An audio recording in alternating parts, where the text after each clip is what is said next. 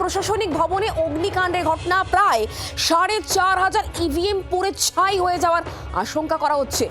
নিয়ম অনুযায়ী ফল প্রকাশের ৪৫ দিন সংরক্ষিত থাকে এই ইভিএম, কিন্তু সেই জায়গাতে এভাবে আগুন লাগলো কিভাবে? কত ইভিএম পুড়ে ছাই হয়ে গেছে? এটা কি একটা দুর্ঘটনা নাকি সাবোটাজ? এই প্রশ্ন উঠছে। আর এরই মধ্যে দমকল মন্ত্রীর বক্তব্য কি শোনাই। মূলত আগুন থার্ড অ্যান্ড ফোর্থ ফ্লোরে লাগে এখনো পর্যন্ত যতটুকু বোঝা যাচ্ছে। এখনো তো ফাইনাল ইনভেস্টিগেশন বা ফরেন্সিক কিছু হয়নি। তো তারপর থেকে 8 অ্যান্ড 9 ফ্লোরে কী করে আগুন চলে গেল, এটাই আমাদের আশ্চর্য লাগছে আর কি। আমাদের তদন্ত হবে। ইতিমধ্যে আমাদের এখানে ডিএম সাহেব যিনি আছেন তিনি এফআইআর করেছেন, এবং 8 অ্যান্ড 9 ফ্লোরে আমাদের ইলেকশন রিলেটেড অফিস যেগুলো আপনার ইভিএম এগুলো ছিল। হ্যাঁ, তো আলিপুর না, ওখানে 10টা বিধানসভা কেন্দ্রের আর প্রায় 4,000-এর মতো ইভিএম ছিল, সেগুলো সব নষ্ট হয়ে গেছে। প্রায় ৪,০০০ ইভিএম ছিল, সেগুলো সম্পূর্ণ নষ্ট হয়ে গিয়েছে। কিন্তু আগুন লাগার কারণ কি তা এখনো পর্যন্ত স্পষ্ট নয়। এমনকি সন্দেহ প্রকাশ করছেন খোদ দমকল মন্ত্রী কৌশিক চৌধুরী। কে আগুন লাগলো, কিভাবে আগুন লাগানো হয়েছে, নাকি এটা একটা নিছকই দুর্ঘটনা? নানা রকম প্রশ্ন উঠছে। এটা দুর্ঘটনা নাকি এটার মধ্যে অন্য কোনো কারণ রয়েছে, সবটাই এই মুহূর্তে কিন্তু জানার চেষ্টা করা হচ্ছে। তদন্ত শুরু হয়েছে, পুরো বিষয় নিয়ে আমাদেরকে জানাবেন। আমাদের সঙ্গে অয়ন রয়েছেন প্রতিনিধি সরাসরি। অয়ন, এখনো পর্যন্ত কি খবর এই আগুন লাগার বিষয়ে?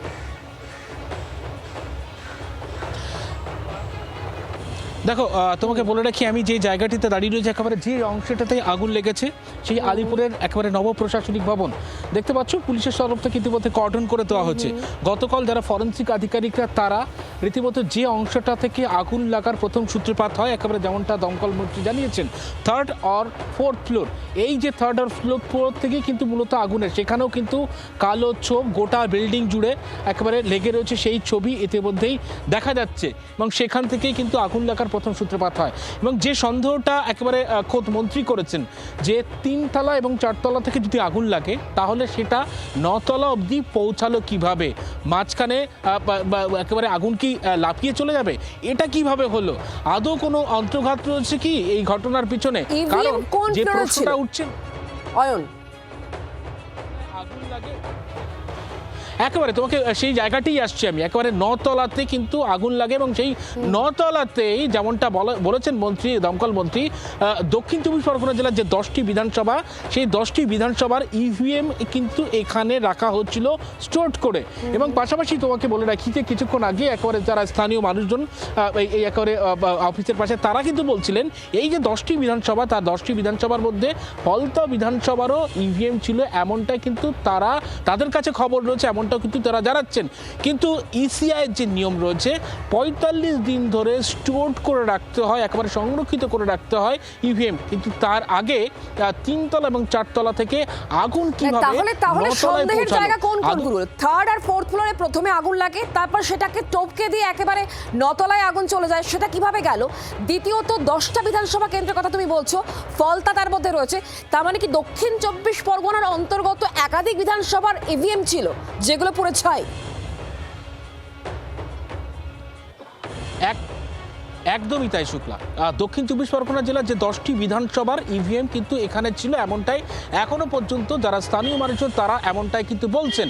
এবং প্রত্যেকটি বিধানসভা ওয়াইজ যদি হিসেবে ধরা হয় সেক্ষেত্রে কিন্তু প্রায় 350 থেকে 400, অর্থাৎ সব মিলিয়ে টোটাল সংখ্যা 4,000 ইভিএম স্টোর করে রাখা ছিল, একেবারে অফিসিয়ালি রাজ্যের দমকল মন্ত্রী যেমনটা জানিয়েছেন। এবং তার মধ্যে ফলতা বিধানসভারও ইভিএম ছিল। এবার প্রশ্ন হচ্ছে যে 3 তলা এবং 4 তলায় যদি আগুন লাগে, সেখান থেকে কিভাবে 9 তলা পর্যন্ত আগুন পৌঁছলো, সেটা কিন্তু সব থেকে বড় তদন্তের বিষয়। যে জন্য ফরেন্সিক আধিকারিকরা কিন্তু একেবারে গতকাল গোটা বিষয়টা খতিয়ে দেখেন। এবং ইতিমধ্যে দেখতে পাচ্ছ একটা ঘেরাটোপ করে দেওয়া হচ্ছে, যেখানে কিন্তু কাউকেই প্রবেশ করতে দেওয়া হচ্ছে না, যাতে করে কোনো ধরনের আগুন কন্ট্রোল করার পরে কি 9 তলায় আগুন লাগে?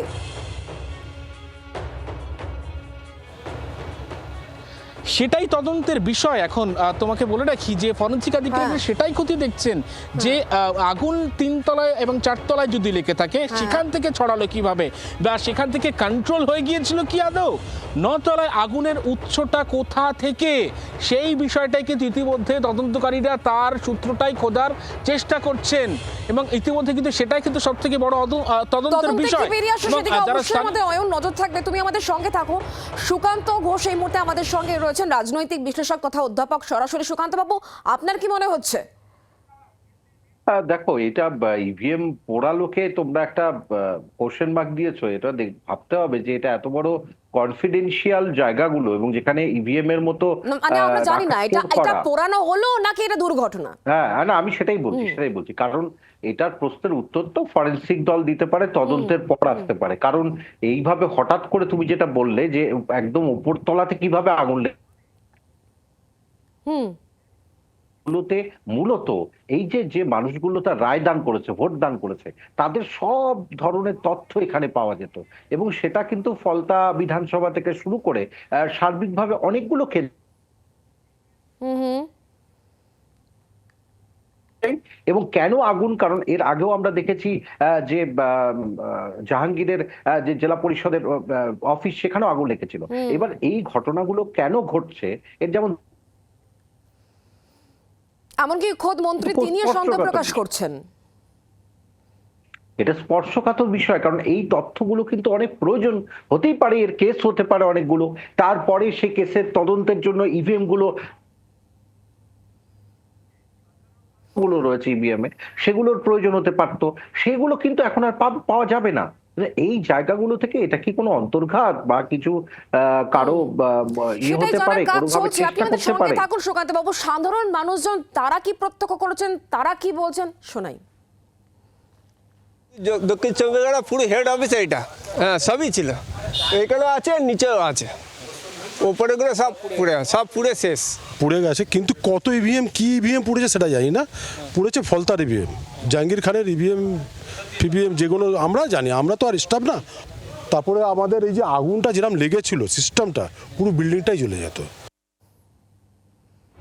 সাধারণ মানুষের বক্তব্য শুনছিলেন। আমরা যে ছবি আপনাদেরকে দেখাচ্ছি এটা হচ্ছে সেই বিল্ডিং যেখানে আগুন ধরে। প্রথমে 3rd আর 4th ফ্লোরে আগুন লাগে, তারপর সেটা কিন্তু বেশ কয়েকটা মানে 5th, 6th, 7th, 8th বাদ দিয়ে তারপর 9th ফ্লোরে আগুন লাগে। এখানেই প্রশ্ন উঠছে এত কটা তলা এড়িয়ে আবার আগুন লাগলো কিভাবে? আগুন পুরোপুরি নিভে যাওয়ার পরে আবার 9 তলায় আগুন লাগে কিনা তা নিয়ে প্রশ্ন উঠছে। এবং যেখানে ইভিএম 45 দিন সংরক্ষণ করে রাখতে হয়, সেই জায়গায় এই আগুন লাগার পেছনে কারণটা কি? এটা কি নিছক একটা দুর্ঘটনা নাকি এর মধ্যে অন্তর্ঘাত রয়েছে? এই প্রশ্নই কিন্তু উঠছে এবং সেই জায়গাতেই কিন্তু তদন্ত ইতিমধ্যেই শুরু হয়েছে।